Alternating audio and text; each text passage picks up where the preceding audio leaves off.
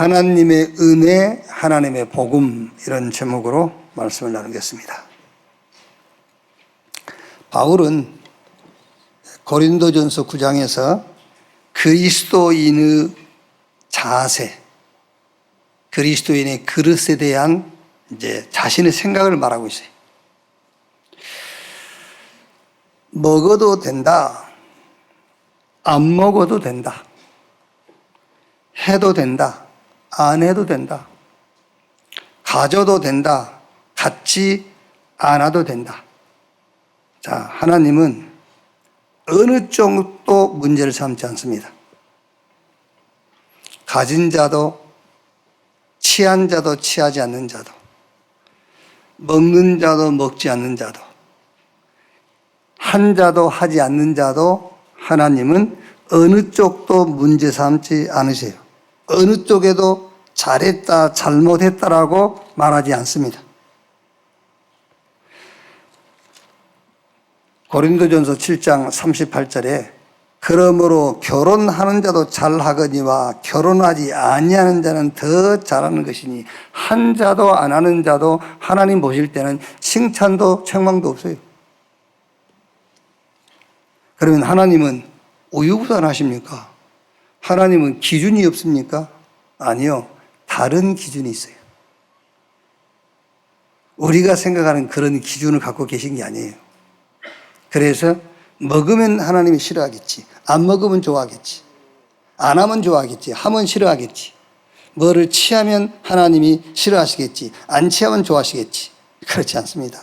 하나님은 그런 기준을 갖고 있지 않습니다. 하나님은 다른 기준을 갖고 있어요.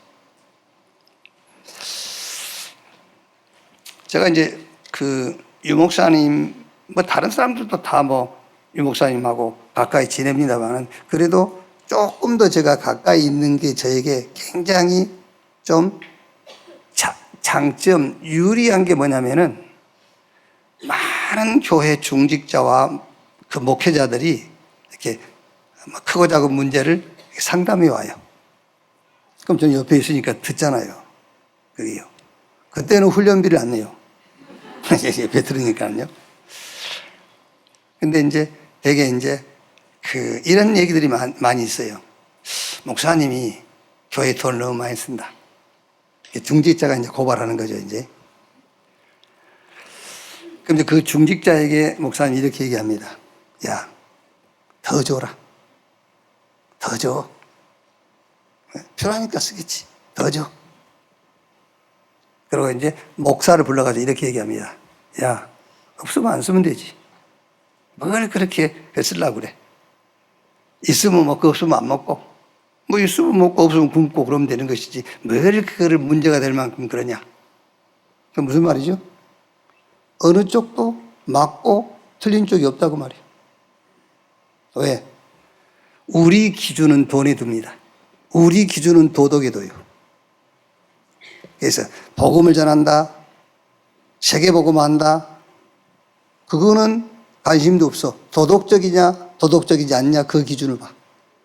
하나님은 그 기준 두지 않아요.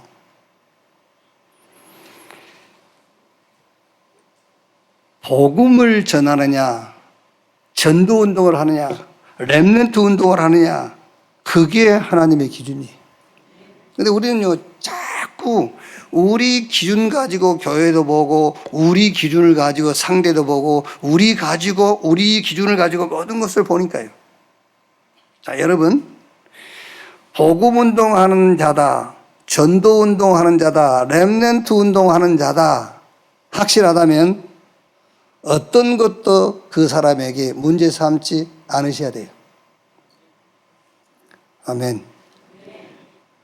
문제 삼으실랍니까? 어느 것도 문제되지 않아야 돼요. 왜? 하나님이 기준이 그러기 때문에. 그런데 복음을 막는다, 전도를 해방한다, 렘넌트 키우는 일에 방해한다, 이 사람과 동행하거나 동거하면은 큰일 나요. 그 사람하고는 빨리 갈라서 버려야 돼요. 그게요. 여러분, 성경은 별로 큰 일을 안 하고 큰 응답받는 사람이 있는가 하면은요, 큰 일을 하고도 재앙에 빠진 사람이 있어요. 사실 아브라함의 아들 이삭이 창세기 26장 12절부터 보면은 한 해에 100배의 축복을 받았잖아요. 블레셋 사람들. 그러니까 말하자면 여러분, 블레셋 사람들이 100년에 얻을 축복을 1년에 얻어버린 거예요. 100배의 축복. 그리고 아예 셈의 근원을 얻었다. 르호봇. 막 하나님이 계속 번성케 하는 르호봇. 뭐 이삭이 여러분 뭐 큰일 했습니까? 이삭이 한 일이라고는 아버지가 모리아산에 제사로 갈 때에 제물로 끌려간 것밖에 없어. 그것도 자기가 제물로 바쳐진 것도 아니잖아요. 그게 뭐지요? 복음을 드러내는데 순종했어. 그렇죠? 그것 때문에 이삭은 100배의 축복, 셈의 근원, 느흐버체 축복을 받게 된 거예요. 뭐 큰일 했습니까? 별거 아니라니까 순종해서 그냥 복음을 드러내는데 순종한 것뿐이에요. 요게벳이 모세를 숨겨 키웠다는 것은 우리가 이렇게 성경적으로 뭐 큰 일을 한 것처럼 얘기하지만 그게 큰 일입니까? 내 자식 안 죽이려고 한 게 그거 당연한 거지. 그렇지 않습니까? 여러분 같으면 어떻게 하겠어요?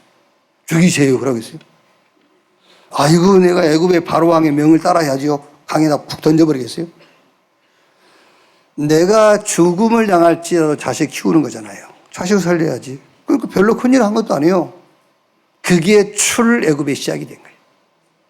아시겠죠?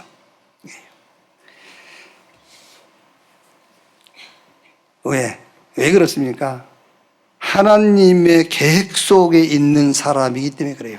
하나님의 계획 속에 있는 사람은 별거 안 했는데도 큰 응답을 받고 시대적인 축복을 받게 돼요.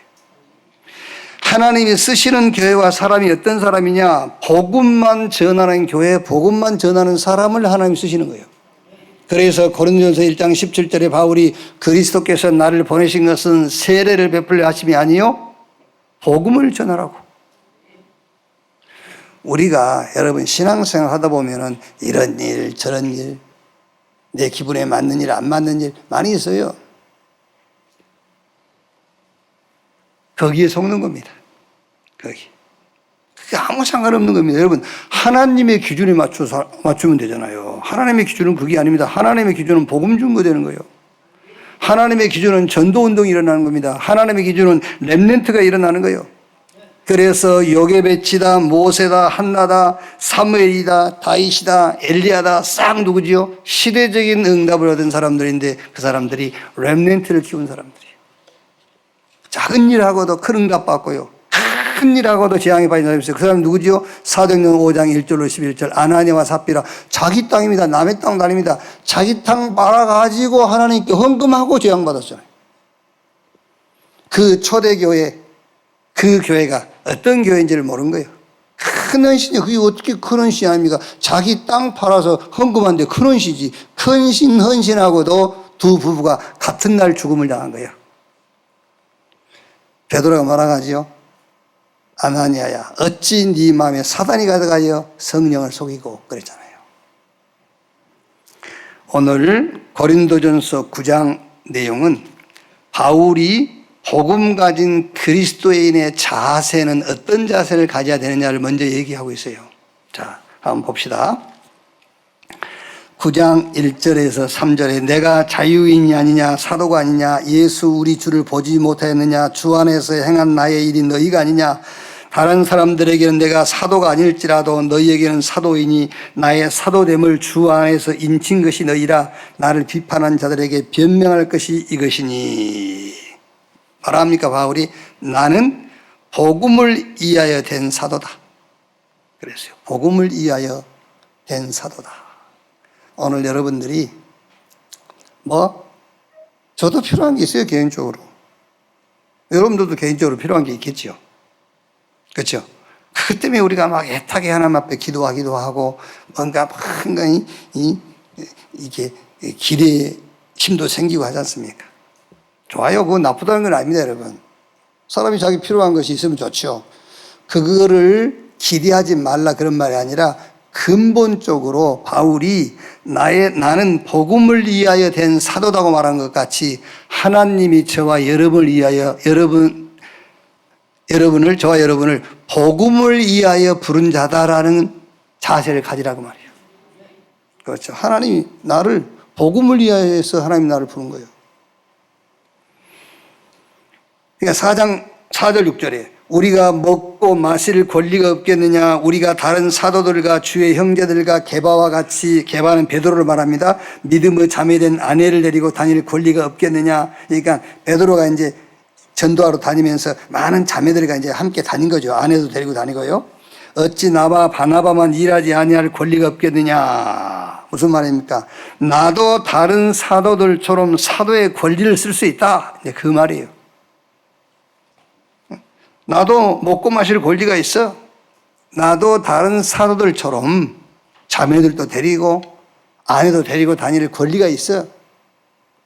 그 권리를 얘기한 겁니다. 그러면서 그 원리를 예를 든 거예요. 7절부터요.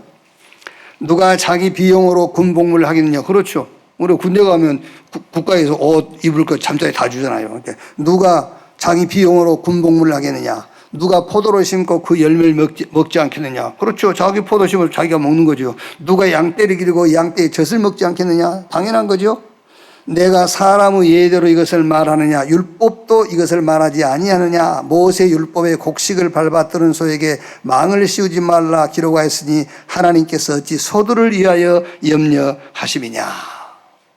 권리를 얘기한 겁니다. 13절에요.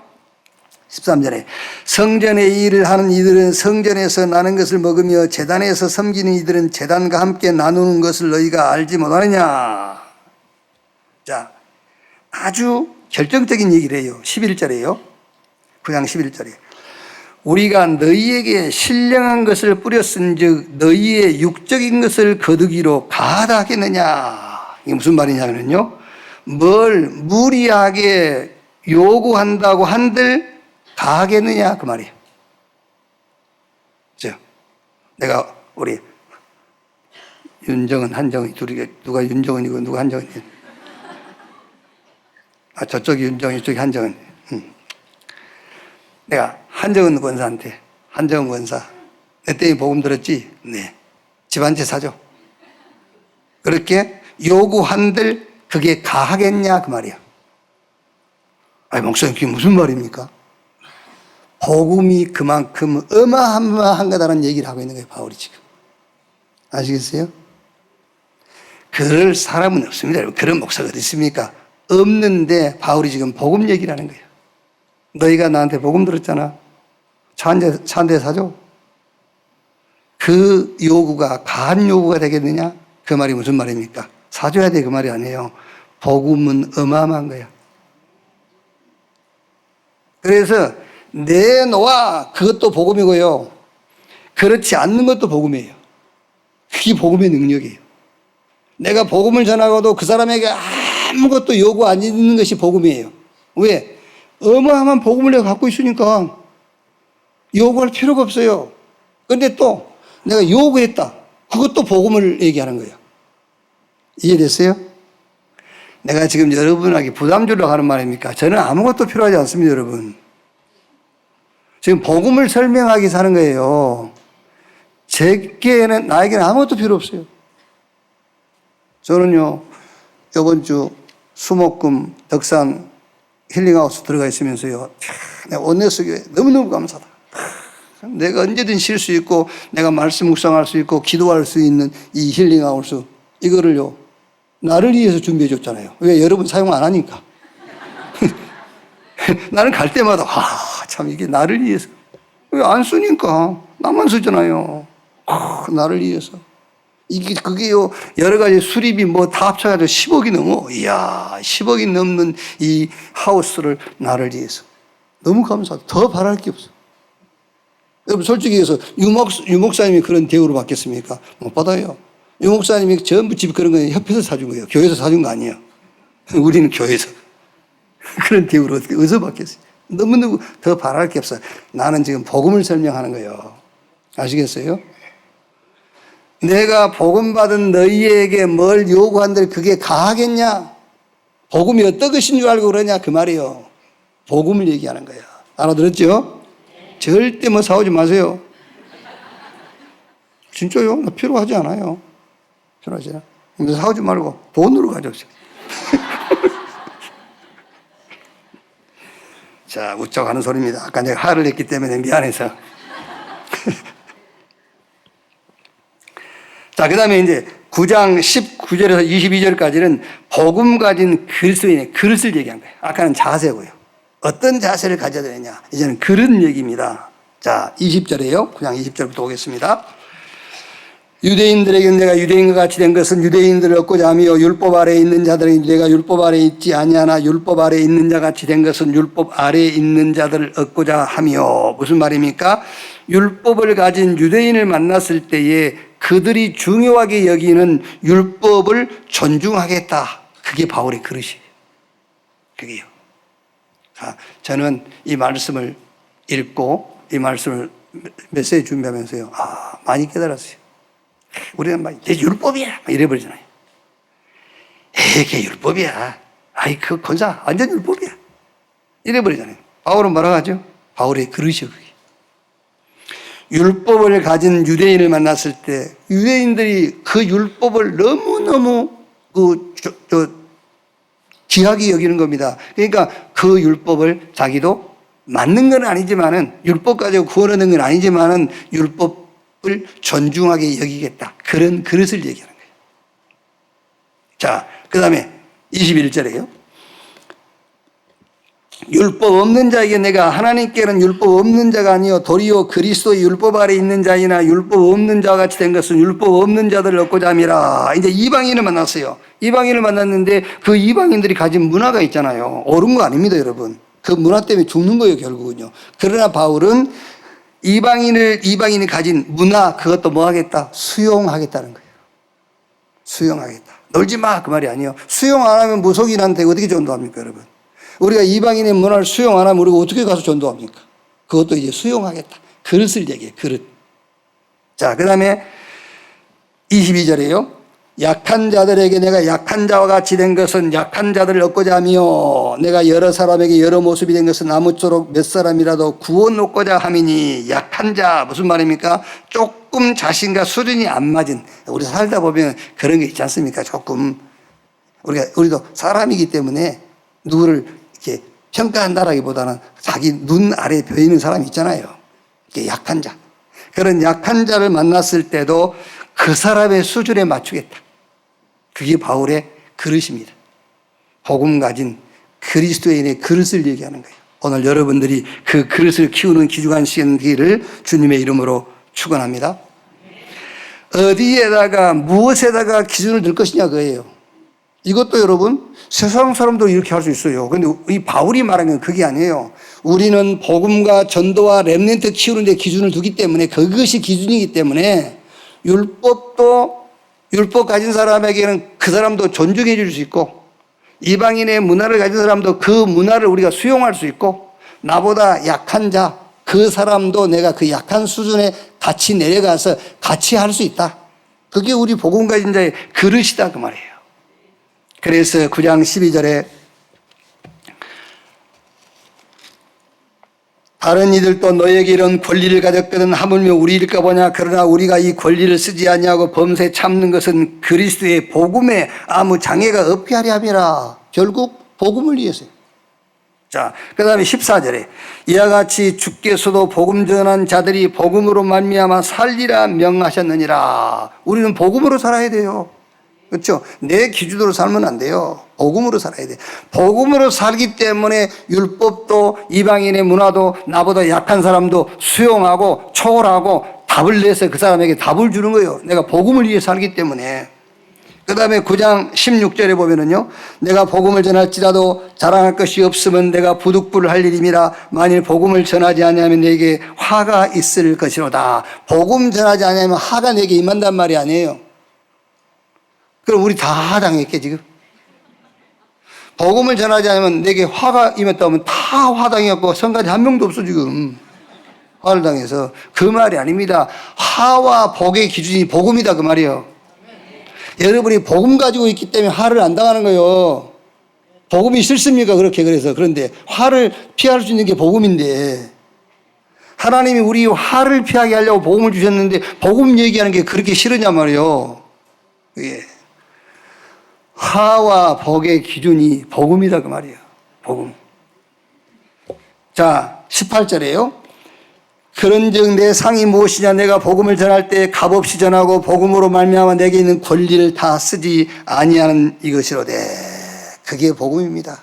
값이 필요 없어요, 복음. 왜? 복음 가졌는데. 내가 복음 가졌는데 무슨 복음을 전하고 값이 필요해요? 무슨 대가가 필요해요? 복음 가졌는데, 다 가졌는데요.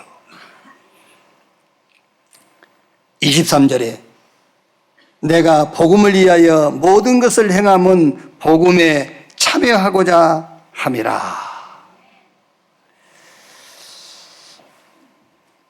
복음으로 모든 것을 수용하고 초월하고 답을 찾아서 답 주는 여러분 되시기를 주님의 이름으로 축원합니다.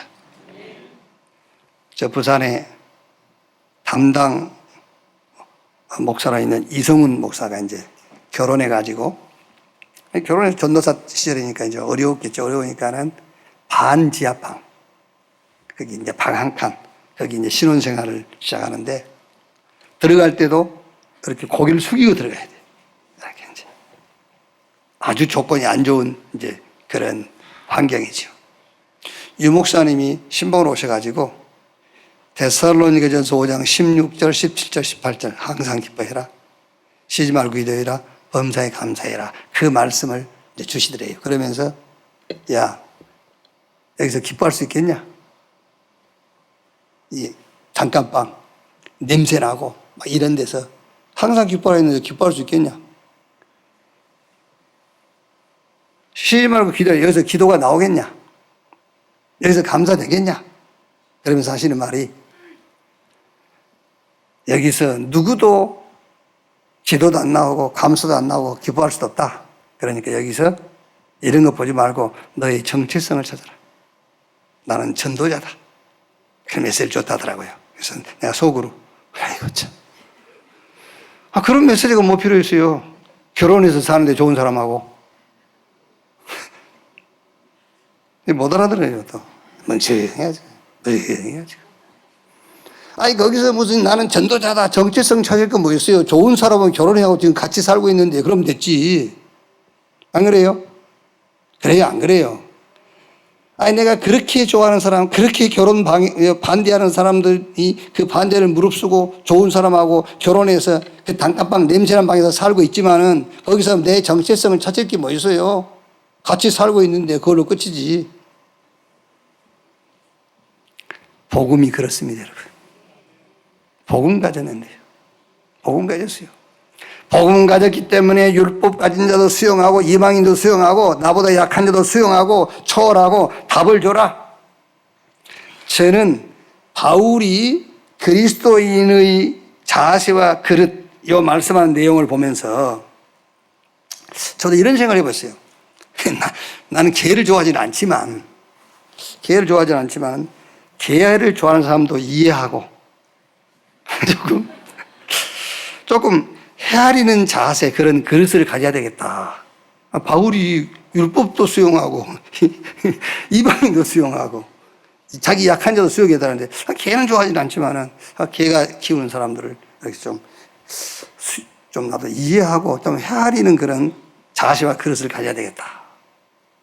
여러분, 사람이 손으로 이렇게 뭐를 만지면은요, 이렇게 개를 만진다든지, 그 수석하는 사람들은 돌 만지잖아요, 돌 이렇게. 그거 만지면은 모유 수유할 때 나오는 옥시토신이라는 그 신경 안정 호르몬이 나온대요. 이렇게 뭘 만지면 이렇게. 그래서 여러분이 개를 만져도요, 이렇게 어머니들이 모유 수유할 때에 나오는 옥시토신, 신경 안정제. 그 어머니들이 애들 젖 먹일 때 마음 편안하잖아요. 그 이제 신경 안정, 옥시토신이 나와서 그런 거예요. 그러니까 개를 만져도 옥시토신이 나온대요. 그래서 개 많이 만지. 남편도 많이 만져주세요. 남편도. 마음에 안 든 남편이라도 유기견이라고 생각하고 계속 만져줘.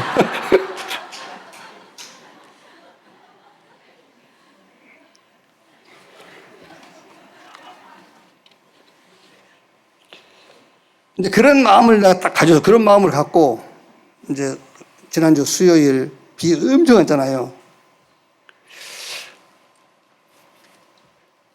목요일 날 이제 아침에 일어나서 그래도 비가 조금씩 오는데 나갔더니 개 한 마리가 비가 오니까 힐링하우스로 들어오려더라고요. 그래서 내가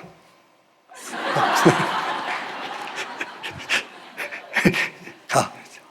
그랬더니 비가 오니까요. 계속 들어오려더라고요. 근데 동물이지만 내 마음이 약간 애처롭게 느껴지더라고. 이 개가 눈빛을 슬픈 눈빛을 하고 나를 자꾸 쳐다보는 거야. 그러면서 계속 들어오려고 비 오니까는. 그래서 내가 가. 그래서 끝까지 못 들어오겠어요. 왜냐? 힐링하우스는 지가 들어오는 데가 아니에요. 지 신분을 알게 하려고. 다른 데로 이제 비를 피해서 이제 가더라고요. 지 신분을 알라고. 오늘 바울이 고린도전서 9장을 가지고 복음 가진 우리 그리스도인의 그릇과 자세를 얘기하고 있어요. 그 속에서 우리가 찾아야 될 게 우리의 신분입니다. 그래서 첫째로 우리의 신분. 저와 여러분의 신분이 뭔가를 알아야 돼요. 그냥 여러분 설교 듣고 내가 하나님 자녀네 그래가지고는 안 돼요. 그게 여러분이 세상 살아가는데 여러분의 메이커, 여러분의 상표예요, 상표. 아시겠죠? 영접하는 자, 곧 그 이름을 믿는 자, 하나님의 자녀. 나를 믿고 나 보내신 자를 믿는 자는 영생을 얻고 심판에 이루지 아니하나니 사망에서 생명으로 옮겼느니라. 그런즉 누구든지 그리스도 안에 있으면 새로운 피조물, 이전 것은 지나갔으니 보라 새 것이 되었도다. 이제 내가 산 것이 아니라 내 안에 그리스도께서 사신 것이다. 우리가 세상을 살아갈 때에 우리의 메이커예요. 그게 우리의 상표라니까요. 여러분이 어디를 가든 이 상표를 달고 가는 거예요. 나는 하나님 자녀, 그 메이커를 달고 나가는 거예요. 나는 새로운 피조물이야, 그리스도 안에서. 그게 상표예요. 내가 산 것이 아니라 내 안에 그리스도가 있어. 내가 주인이 아니야, 그리스도가 나의 주인이야. 그 메이커, 그 상표를 달고 나가는 거예요.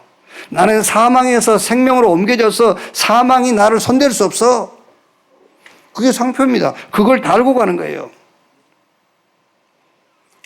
그 말이 무슨 말입니까? 구별된 삶을 살라 그 말이에요. 구별된 삶. 세상에 살지만 세상에 속하지 않는 자. 그런데 여러분, 세상에 살지만 세상에 속하지 않는 자라고 했을 때에 다분히 도덕적이더라고요, 사람들이요. 전부 도덕적인 기준을 가지고. 그러니까 불신자 상태에서 우리가 완전히 빠져나왔잖아요. 빠져나왔는데 불신자 상태 그대로 머물러 있어요. 그렇죠? 기준이 아직도 전에 속했던 사단의 나라, 세상 나라의 기준 그대로 살고 있어요. 그 운명에서 빠져나왔는데 운명이 그대로 빠져 있는 거예요.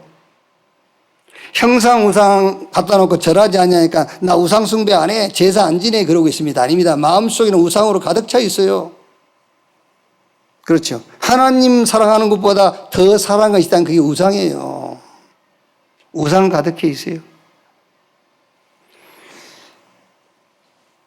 우리는 구별되기도 하고 섞여 살기도 하고 안 보이는 자리에 진열되기도 하고 그렇지 않습니까? 상품이 꼭 잘 보이는 데만 있습니까? 그렇죠? 상품이 진열대에 올라갈 때는 잘 보이는 데 있기도 하고 저 안 보이는 데 가 있기도 하고 다른 상품들과 섞여 있기도 하고 우리가 하나님의 자녀라는 신분을 가지고 세상 가운데 살아가는데 세상에서 구별되기도 하고요. 세상에 섞여 살기도 하고 아니면은 저 안 보이는 자리에 진열되기도 하고 그러면서 모든 것을 수용하고 초월하고 답내고 답을 주는 거예요. 빌립보 4장 12절에 나는 비천에 처할 줄을 알고 풍부에 처할 줄도 알아 모든 일 곧 배고픔과 배부름과 풍부와 궁핍에도 처할 줄 아는 일체의 비결을 배웠노라. 고린도후서 6장 9절 10절에요. 무명한 자 같으나 유명한 자요. 그렇습니다. 저와 여러분이 그렇습니다. 무명한 자나 같으나 유명한 자요. 죽은 자 같으나 보라 우리가 살아있고 징계를 받은 자 같으나 죽임을 당하지 아니하고 근심하는 자 같으나 항상 기뻐하고 가난한 자 같으나 많은 사람을 부유하게 하고 아무것도 없는 자 같으나 모든 것을 가진 자로다. 에베소 3장 39절에 복음의 넓이, 길이와 높이와 깊이가 어떠함을 깨달아 하나님의 모든 충만하신 것으로 너희에게 충만하게 하시기를 구하노라 그랬어요. 우리는 하나님의 생명, 그 하나님의 복음을 가진 하나님의 자녀입니다. 이게 우리가 세상 살아가는데 우리의 메이커, 우리의 상표란 말이에요. 하나님은 우리에게 뭘 주셨죠? 복음을 주셨어요. 뭐 하라고? 이제 우리가 여러 관계 속에서 이제 상대에게 뭘 줄 때에 가장 먼저 그 이유가 뭐냐면은 쓰라고 주는 거예요. 네, 쓰라고 이제. 여러분이 예를 들어서 저한테 뭐 돈을 10만 원 줬다. 쓰라고 주는 거지. 그거는 뭐 저축하고 그 어디 투자하라고 준 건 아니잖아요. 하나님이 우리에게 복음을 주신 것은 먼저는 쓰라고 주는 거예요. 어디에 쓰라고? 우리의 과거를 끝내는 데 쓰라. 하나님이 주신 복음 가지고 과거를 끝내셨습니까? 근데 왜 오늘이 과거적 오늘을 살아요? 그렇죠? 잘 생각해 보세요. 내가 지금 과거적 오늘을 살고 있는 거예요. 과거에 무능했잖아요. 과거에 상처받았잖아요. 과거에 아픔이 있었어. 과거에 이런 뭐랍니까? 흑역사 있었어. 근데 그게 과거적 오늘을 살고 있어. 그럼 여러분 과거적 미래도 또 살 겁니다. 과거를 미래에 살고 있을 거예요. 하나님이 저와 여러분에게 복음을 주신 것은 과거를 끝내라 그 말이에요. 과거를 끝내야 돼요. 오늘 과거에 오늘이 오면 안 돼요. 오늘 속에 과거가 오면 안 돼요. 미래의 과거가 따라오면 안 돼요. 왜 복음 주셨습니까? 복음으로 끝내. 고린도후서 1장 8절 9절에 이는 네 자신을 의지하지 말고 그리스도를 죽은 자 가운데서 살리신 하나님만 의지하도록 하시기 위함이니라. 우리의 모든 약한 것, 무능한 것, 말하자면 상처받은 아픔들, 흑역사들 뭐하라고? 네 자신 의지하지 마. 그리스도를 죽은 자 가운데서 살리신 하나님만 의지하도록 하시기 위함이야. 끝내 복음으로 그 말이에요. 고린도후서 4장 7절 10절 우리는 질그릇 깨지죠. 부서지죠. 넘어지죠. 어쩌자고. 그게 어쩌란 말이에요. 우리는 자꾸 우리 연약한 것만 가지고 얘기합니다. 그럼 어쩌란 말입니까? 그래서 이는 능력의 힘이 큰 것이 우리에게 있지 아니하고 하나님께 있음을 알게 하려 하심이니라. 완전 끝내야 돼요. 바울이 자기 몸에 얼마나 힘들고 어려운 것이 있었느냐 하면 그걸 사단이 준 가시라고 표현했어요. 이 사단이 준 가시가 내게서 떠나가기를 하나님 앞에 간절하게 기도했어요. 어느 정도 기도했냐면요, 내가 몸 안에 있었는지 몸 밖에 있었는지 알지 못할 정도로 깊은 기도 속에 들어갔어요. 그래도 하나님은 그거를 남겨놓으셨어요. 왜? 바울아, 그건 내가 너한테 준 은혜야. 왜? 네가 약할 때 강해지기 때문에. 그래서 바울은 자기 약한 것을 자랑하겠다. 하나님이 저와 여러분에게 복음을 주신 것은 복음을 쓰라는 겁니다. 어디에 쓰라는 것이냐? 과거를 끝내버려야 돼요. 그리고 우리가 기도를 줬지 않습니까? 그 기도를 가지고 오늘을 살려라. 하나님의 나라. 전도를 가지고 너의 미래를 살려. 그래서 하나님은 우리에게 복음과 기도와 전도, 사도행전 1장 1절 3절 8절 그리스도 하나님의 나라 성령 충만받아 땅끝까지 증인되리라. 그게 성경 전체의 얘기예요. 그걸 주신 거예요. 이걸 가진 자가 하나님 자녀요. 이게 복음입니다. 복음 가진 자다운 자세와 그릇이 나올 수 있는 여러분 되기를 주의 이름으로 축원합니다. 그럼 두 번째, 이제 첫 번째는 복음 가진 자로서 복음을 위하여라면 두 번째는 전도를 위하여. 그게 9장 19절에서 23절 아까 우리가 읽었던 내용입니다. 그러니까 22절에 바울이 이렇게 얘기하고 있지 않습니까? 약한 자들에게 내가 약한 자와 같이 된 것은 약한 자들을 얻고자 하며 내가 여러 사람에게 여러 모습이 된 것은 아무쪼록 몇 사람이라도 구원 얻고자 함이니. 제가 일부 때 교회 부흥 안 된다고 되게 막 뭐라 했어요. 짜증내고 그랬어요. 누가 문제냐? 강단이 문제냐? 강단 아래가 문제냐? 내가 문제 있으면 얘기해봐라. 내가 뭐 문제냐? 내가 뭐 문제 있으면 한번 얘기해봐. 윤정은 얘기해봐. 내가 뭐 문제 있는지. 뭐 누가 문제예요 지금? 누가 문제인데 교회가 정체되어 있냐 지금? 누가 문제인데? 저는 강단 목회자예요. 저는 메신저입니다. 저는 대언자입니다. 나는 못할지라도 하나님의 말씀을 대언하는 자가 목사의 장점이에요. 아시겠어요? 그게 대언이요. 에스겔 올 적에 마른 뼈들에게 하나님께서 에스겔의 이 뼈들이 능히 살겠느냐? 살겠습니다. 그럼 교만이잖아요. 못 삽니다. 하나님을 안 믿는 거잖아요. 에스겔이 뭐라 하죠? 주여 주께서 아시나이다.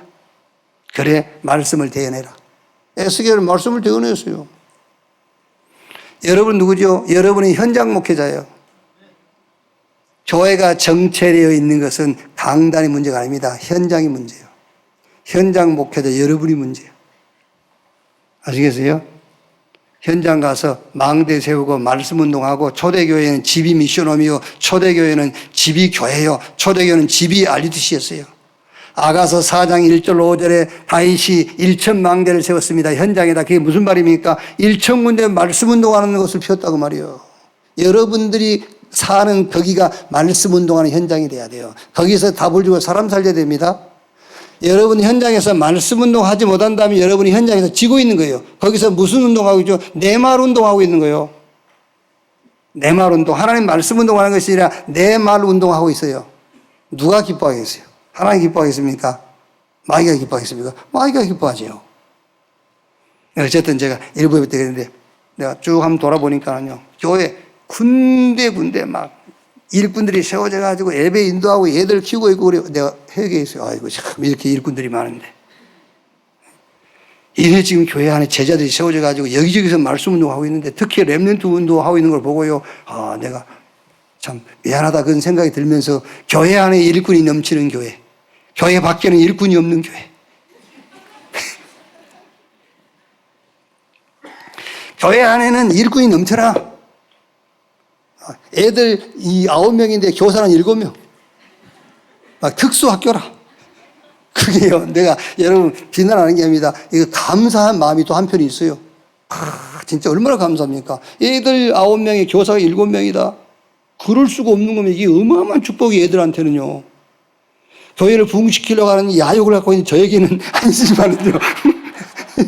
그런 동기를 갖고 있는 나에게는 슬픈 일이지만은요. 우리 렘넌트에게 너무 큰 축복이에요.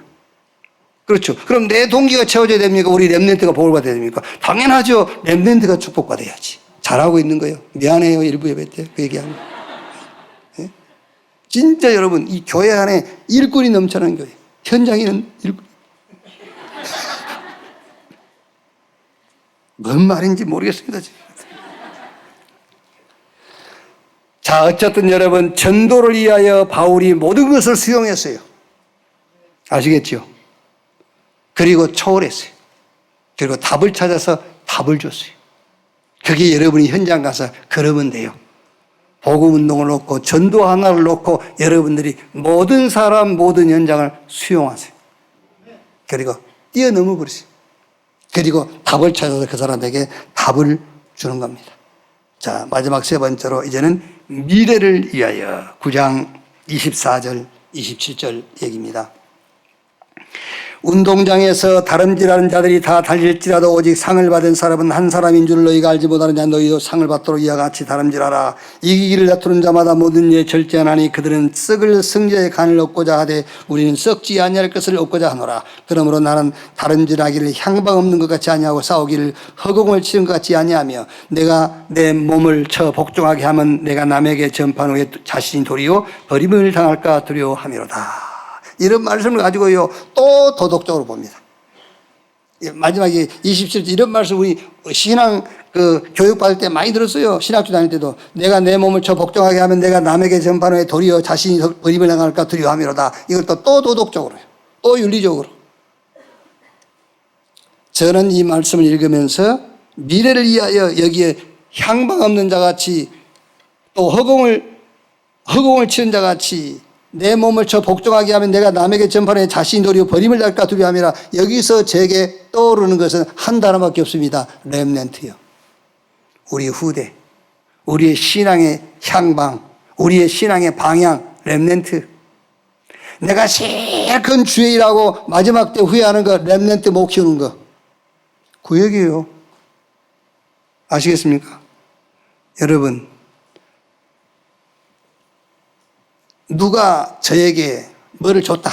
첫째는 쓰라고, 두 번째는 이문 남기라고. 그렇죠? 복음 기도해요. 복음 쓰라고 준 거예요. 그 다음에 기도는 이문 남기라고. 그래서 성경에 달란트 비유 나오잖아요. 5, 셋, 2 달란트. 남긴 자. 그럼 마지막은 뭐겠죠? 마지막은 바톤 넘겨주라는 거예요. 너에게 준 이것 계속 이어갈 후계자 세워라. 그게 내가 마지막에 버림이라는 건 좀 이상합니다만 내가 후회하지 않을 일입니다. 그래서 미래를 위하여 여기에 우리가 붙잡을 단어가 렘넌트요. 하나님은 언약의 하나님이십니다. 그 하나님의 언약은 예수가 그리스도이시며 그 그리스도가 세계화되어지는 세계복음화, 그게 하나님의 언약입니다. 이건 성취되게 돼 있어요. 성취된다가 아니라 성취시킵니다. 오늘 여러분들이 가질 확신이 하나 있습니다. 그게 뭡니까? 이것을 위하여 하나님이 나를 부르신 것이다. 마가복음 3장 13절 15절에 함께 있게 하며 또 전도도 하며 귀신을 쫓아내는 권세도 있게 하려 함이니라. 사도행전 9장 15절에 바울을 향해서 이 사람은 내 이름을 이방과 이스라엘과 임금들에게 전하기 위하여 택한 나의 그릇이다. 오늘 여러분이 확신하세요. 복음을 위하여, 전도를 위하여, 우리의 미래 렘넌트를 위하여 하나님이 이 교회를 세우시고 저와 여러분을 불렀다는 사실을 확신하기를 주님의 이름으로 축원합니다. 교회에 나온 지 얼마 안 되신 분들 이해가 안 될 수 있습니다. 아무리 여러분이 원하고 발버둥 쳐도 여러분이 원하고 발버둥 치는 것은 안 되게 돼 있어요. 왜? 하나님이 우주 만물의 주인이시며 하나님의 뜻이 이루어지기 때문에 그래요. 그래서 하나님의 뜻이 뭔가를 빨리 알고 그 뜻 안으로 들어가는 거예요. 하나님은 우리 보고 가라고 하지 않습니다. 앞서가십니다. 앞서가신 하나님이 가는 길을 볼 수 있어야 돼요. 그 길이 어느 길인가를 보고 그 길을 따라가는 거예요. 바짝 따라가는 사람도 있고 멀리 따라가는 사람도 있지만 어차피 그 길로 가야 돼요. 다른 길로 가면은 안 되기 때문에 주일날 나와서 예배할 때에 하나님이 가는 길을 예배를 통해서 확인하는 거예요. 그 길로 가는 거예요. 복음을 위하여, 전도운동을 위하여, 우리의 미래 렘넌트를 위하여 신앙을 경주하시는 여러분 되시기를 주님의 이름으로 축원합니다. 자, 결론입니다. 중요한 키가 이제는 시간표예요. 시간표. 지금 나에게 시간표가 뭐냐? 현장의 시간표가 뭐냐? 저 미래의 시간표가 뭐냐? 시간이 좀 갔습니다만은 중요한 얘기이기 때문에요. 지금 나의 시간표는 저 갈릴리에서 갈보리산까지 하나님 나를 끌고 왔어요. 갈릴리란 말은 예수님이 갈릴리에서 났다 하니까는 유대인들이 뭐라겠죠? 갈릴리에서 무슨 선한 것이 나오겠냐? 이 갈릴리는 어촌이란 말이지.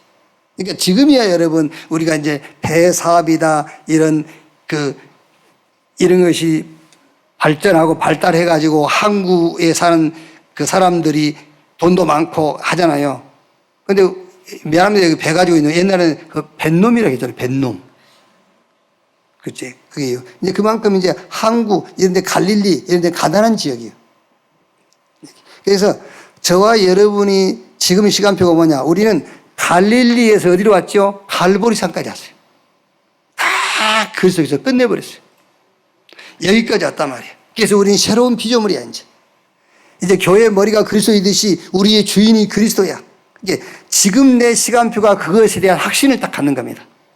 나는 원래 갈릴리 출신인데 어디까지 갈보리산으로 하나님 나를 끌고 왔어. 다 끝내버린 거야. 그리고 이제 나가 새로운 피조물이야. 우리 주님이 내 주인 됐어. 그게 여러분이 가질 지금의 시간표입니다. 확신. 그럼 이제 현장 시간표를 봐야 되겠죠. 그래서 제자들이 예수님에게 현장 시간표를 얘기한 겁니다. 이스라엘이 회복될 때가 이때입니까? 자기들이 보는 현장 시간표를 얘기한 거예요. 그러니까 예수님께서 뭐라고 하죠? 그건 너희 알 바니야. 성령이 임하시면 권능받고 예루살렘 이래 사마리아 땅까지 이르러 내 증인 되리라. 그러면서 하나님 나라 일을 40일 동안 했어요. 그러니까 현장 시간표는 하나님의 나라가 임하는 거예요. 그거를 시간표로 붙잡아야 돼요. 거기에 대한 믿음을 가져야 된단 말이에요. 그리고 이제 미래의 시간표가 뭐지요? 미래는 여러분 지금도 마찬가지입니다만은 미래는 결국 힘과 능력 싸움이에요. AI 시대, 네피림 시대, 명상 시대, 이제 영적 힘, 눈에 보이지 않는 힘 싸움입니다. 그래서 미래의 시간표는 묵상 시대, 치유 시대를 여는 겁니다. 능력 싸움이에요. 어떤 능력을 가지고 있느냐, 거기에 따라서 승패는 좌우돼요. 이렇게 300% 준비하는 겁니다. 나를 위한 시간표, 현장을 위한 시간표, 미래를 위한 시간표. 그러면 지금 저와 여러분이 붙잡을 중요한 응답과 시간표, 지금 주님이 지금 우리를 향해 가고 있는 그 길, 주님이 지금 가시는 길이 어디라고 생각합니까? 지금 28차 세계 렘넌트 대회입니다. 그게 지금 우리의 응답이요, 지금 우리가 가야 될 그 길이요. 그래서 여러분, 금방 한 주간은요, 이제 우리도 237 5천 종족에서 지금 우리 인도, 러시아, 나이베리아에서 13명의 우리 렘넌트들이 우리가 초청을 해서 온단 말이에요. 이제 대회 마치면 한 일주일 동안 이제 훈련을 받고 갈 겁니다. 중요한 아이들이 오기 때문에 우리가 온 교회가 기도해야 돼요. 이번 기회가 정확한 복음을 듣는 기회가 될 수 있도록. 그리고 걔들은요, 한 나라입니다, 여러분. 그래서 한 나라를 살릴 전도 제자로 준비되는 시작이 될 수 있도록 이제 집중해서 기도하세요. 좀 이번 한 주가 그 다음 주까지요. 이번 한 주간은 세계 렘넌트 리더 대회가 있죠. 이제 다음 주에는 본대회 부산에서요. 다른 기도도 중요하겠습니다만은 요 다음 주간까지는 237 5천 종족 렘넌트들을 놓고 이 대회에 참석하는 우리 렘넌트들을 놓고 조금 집중해서 기도하는 그런 시간표 되기를 주님의 이름으로 축원합니다.